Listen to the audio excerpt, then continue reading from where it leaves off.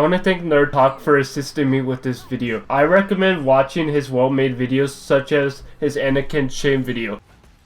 The well-crafted analysis on the character Anakin Skywalker, I highly suggest you go watch it. Back to my video. It's quite unfortunate that Stunlock is no longer updating the game, but I do understand their choice as the game was barely making any money and the game was a niche product. I love Battlerite. I am so passionately in love with this game that I'm writing this passionate love letter to Battlerite in hopes of adequately expressing my love for it. I made my first video about Battlerite before, but I decided to private it as it no longer reflects my current opinion towards the game. I admire the elegantly crafted introduction music. It has a soothing effect with an angelic voice and an upbeat feeling which puts me at peace.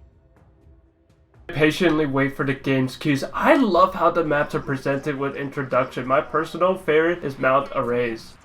I adore how this map uses fire as a light source as the platform rises into an enthusiastic crowd eagerly waiting for the match to begin. The crowd gets louder towards the final moments of the countdown and amazingly epic music is playing in the background. I get excited. They encourage me to try my hardest and claim victory. I love how after winning a round, the crowd cheerfully throws flower petals. It makes me feel like I accomplished something, like I'm a true champion. I love how in Battlerite there's always a room to improve. Game mechanics presented in Battlerite allows me to fine-tune my playstyle and allowing me to improve and grow. However, that doesn't mean that Stunlock Studios didn't make any missteps, which I'll be talking about later. The movement found in Battlerite is based on WASD instead of the typical MOBA click-to-move control that's found in games such as League of Legends. Movement on WASD gives players much more agency of the characters within Battlerite, allowing for more micro adjustments of the movement. It makes it really feel like I am in control of the characters instead of the characters being a puppet. Really enjoyable, and I really love how buttery smooth the controls are within the game. However, I quickly dismissed Battlerite as the map designs were uninspired and dull with very little changes. What I thought at the time, I made an honest mistake by not giving it a fair chance. When I decided to give the game another chance, I was pleasantly surprised, and I appreciate the amazing gameplay within Battlerite. One of my favorite video games, and the gameplay is quite remarkable. What makes Battlerite different from other MOBAs such as League of Legends is that League focuses more on working as a team, such as champions like Yasuo, and complemented with other champions that provide knockup utility. League often doesn't reward individual skill expression as you need to work together as a team to claim victory. Battlerite rewards individual skill expression. It does so by giving almost every character some sort of skill shot, engage, or escape and counterplay option. In this sense, Battlerite is more of a fighting game than a typical MOBA. With its high action, fast-paced combat, every moment feels impactful, especially when an outplay occurs.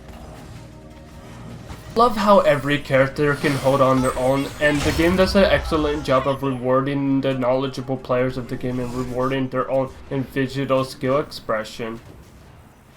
It's also nice to have a safe environment in the playground, allowing people to try characters and abilities and to teach them how to cancel abilities and maybe even basic attacks.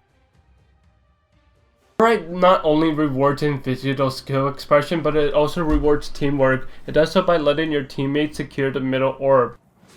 The middle orb is an interactable object. I find this to be quite cool. Abilities such as Thorn's Evil Clutch can pull the orb, for example.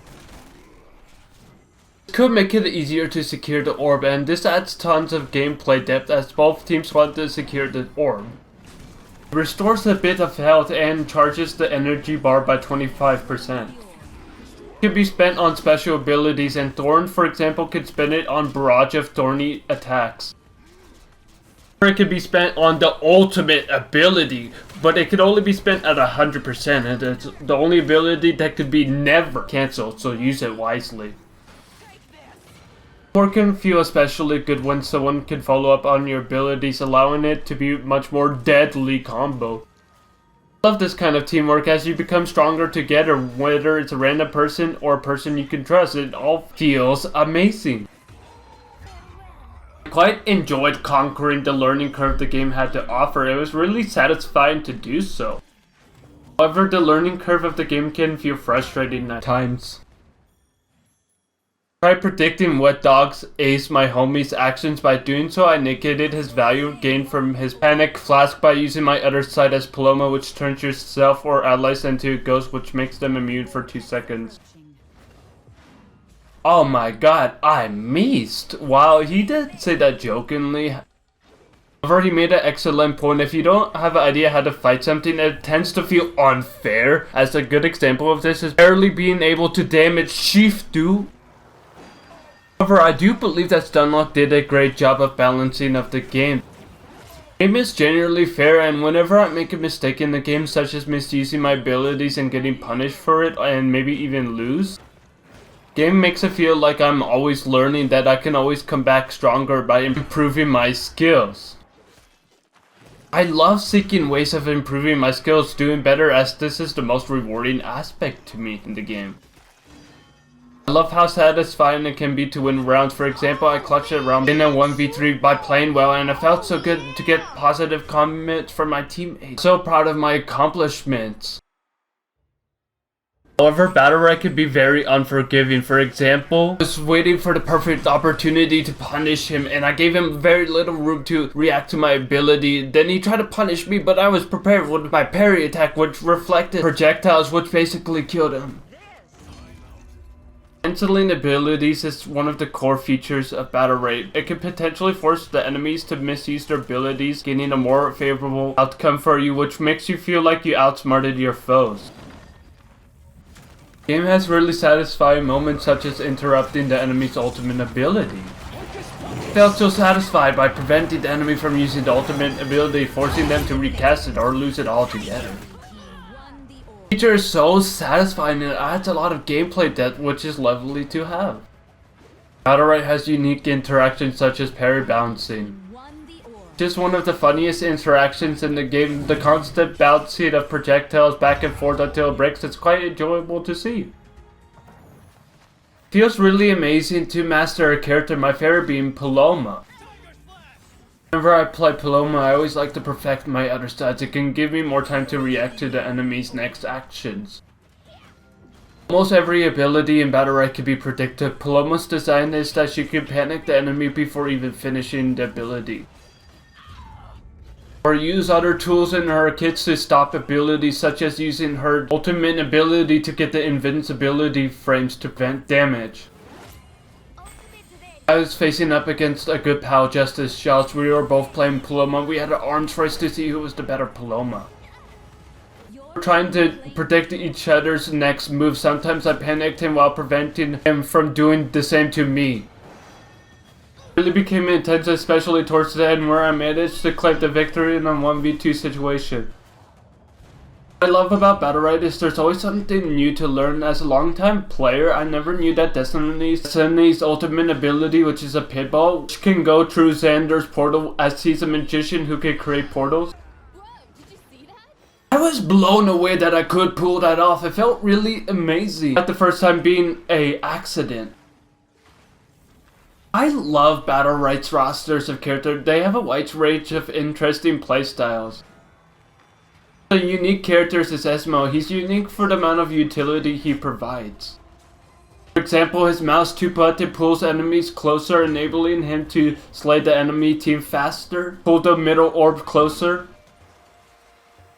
What makes Esmo special is that players can add augments, such as being able to heal him and his teammates in a small radius with his R ability, one charge of 25% energy. Even changed the core function of his mouse to always be a knockback instead. Depending how you want to build Esmo, you can make him more supportive or more aggressive. It enables tons of gameplay variety that could be opened up and allows people to cater to their own playstyles within the tools of the character. However, that doesn't mean that Stunlock didn't make misguided attempts, which I'll be talking about now. My Battlerite needs to be revived video. I wanted to focus more on Battlerite's positive aspects instead of Stunlock's mistakes. Ignoring these misguided attempts, I left out crucial information, any potential information that players should have. These misguided decisions weren't the downfall of Battlerite, it didn't help them either. These attempts were the removal of 2v2 from the ranked playlist. 3v3 is the main game mode and is hands down more balanced overall for the game. Doesn't mean that 2v2 should have been taken away. I tend to enjoy 2v2 more as it has more emphasis on individual play. A good example seen in League of Legends is top lane versus bottom lane. The top lane focuses more on individual playstyle, encouraging players to play more aggressively by denying the enemy gold and slowing down the enemy top lane and typically taking teleport to push out other lanes. Bottom lane emphasizes more on team play as it's a dual lane that adapts to different playstyles, such as Bard being able to roam much more easily compared to other supports. Also, Soraka is about keeping your allies alive by healing them. You need to work with your other teammates to push the lane with the additional role of support needing vision control for map awareness. Back to Battlerite, but not trying to take away 3v3 as it allows for some individuality, it just emphasizes more on group play rather than individual skills. I believe both preferences are equally valid. They revert their decision and we do have 2v2 in rank, but the initial removal of this mode did upset their fan base. Battle Royale, it's effortlessly to get mad at Stunlock for making a spin-off Battle Royale game. They shifted resources away from the arena into Royale. Many players like me thought trend chasing. Looking at interviews, it's a story on how Stunlock was trying to capture a new audience. It may have not succeeded in the way they hoped, but it was worth a try. One of the shortcomings of Battlerite is that Stunlock was too focused on esports instead of helping the new players by having team deathmatch mode, for example. It can be a very punishing game as not knowing when to cancel can lead players taking more damage than necessary. By having team deathmatch mode, it could create good habits such as knowing when to cancel. Players could have learned the game in a safer environment while not worrying about if they die in a round they sit out. Example, CSGO is known as a hard game, but it has team deathmatch mode because it could teach players useful habits like having decent crosshair placements and learning the maps. Similar effect can happen with Battlerite, but instead with skill shots, for example. Learning the graphs of the character while not trying to die in the round. It would also help new players have in-game tips such as watch out for rag guns parry as it could reflect projectiles, so watch out. I'm not claiming that any of these solutions would solve Battlerite's problems, but it would certainly help. I'm not saying this because I dislike the game, but rather I love it and I want to see it thrive again. I wish the game got a second chance. I don't know if this game will ever get a second chance, but I believe it deserves this. But I'm grateful for the small following of people who are still sticking around. Or this isn't good for the devs, but at least I can still enjoy the game. Glad that people like Anna Wright, XX, Kiki, and are making content for this game. Especially someone like Fabi who enabled the Battlerite tournaments, which I'm happy for. This is all good for the game, but I'm glad there might be things to fill in that Battlerite void. At the time of making this video, I can't show you gameplay due to NDA. However, I can show you this image. Despite the game being an alpha, I quite enjoy the dynamic gameplay as the player has 3 ways to win. Love the variety of ways to win in the game. It really adds a lot of diversity and strategy to the game. Will keep the game engaging for a very long time, and the 3 ways to win are Reload, Capture the Flag, and VIP, all blended in one game type. Makes it feel like each game feels different from the last. I find this to be quite enjoyable. My limited hands-on experience of things, it gave me a good impression of things. I can't wait for this game to fully release. I think the game does a great job of making your individual skill expression matter, just being able to cancel abilities. Still needing to cooperate as a team to claim the victory. Can there be, please, a team deathmatch mode? I think having this would capture the Battlerite players. It doesn't have to be as competitive. Doing so, I think it will help capture the arena brawler aspect that Battlerite has. Okay if the game doesn't, as I believe Fang's design is much more healthier than Battlerite's. While I do love the combat and believe it's well made in Battlerite, one of its core weaknesses is not only there's a high skill ceiling, but only having the game's appeal to be self-improving without different ways to play the game is quite unhealthy. It's only gonna appeal to a niche audience, but moving on from Fangs. I wasn't too surprised that Stunlock wasn't gonna make another arena brawler game like Battlerite. That does upset me a bit, however, this isn't the first time as they worked on the previous attempt, Bloodlight Champions. It also didn't succeed, but that could have been due to timing as it was released in 2011 when it was peak MOBAs. To V-Rising, it's a vampire survival game where you can hunt for blood and regain strength and plan around the day and night cycle as the daytime hurts you. Also being able to raise castle, and there'll be PvP in this game. I think it'll be just as polished as Battlerite, even if it's for a different appeal. Rising sounds like an interesting game, but for it to succeed, Stunlock needs to keep in mind that the community feels like they abandoned Battlerite and their other games. They're quite skeptical of this game. I'm quite skeptical of this game, but I will keep a close eye on this project as I'm still interested in V-Rising, but still skeptical. Who knows, maybe Stunlock will nail it down for this one. I thank Stunlock for making such an amazing game and appreciate almost every aspect of the game, such as the flower petals being thrown when you win a round. I don't think I've ever been in love with a video game since Halo 3. Sometimes in Battlerite I'm filled with passion and I may repeat lines such as "I will end this" as Ragon, as I find his ultimate pretty fun to use. I'm writing this video to express my love for the game. By doing so, I hope the game gets even more love and maybe even gets people to try it. At the end of the day, I'm glad that I can even play it and enjoy Battlerite. Give thanks to Jimothy Ross and especially Nerd Dan for assisting me on my video, helping me convey my opinions on the game. I highly suggest checking out both of their channels. Both of you continue on this YouTube journey as both of you inspired me to become a better content creator. Well then, farewell everyone.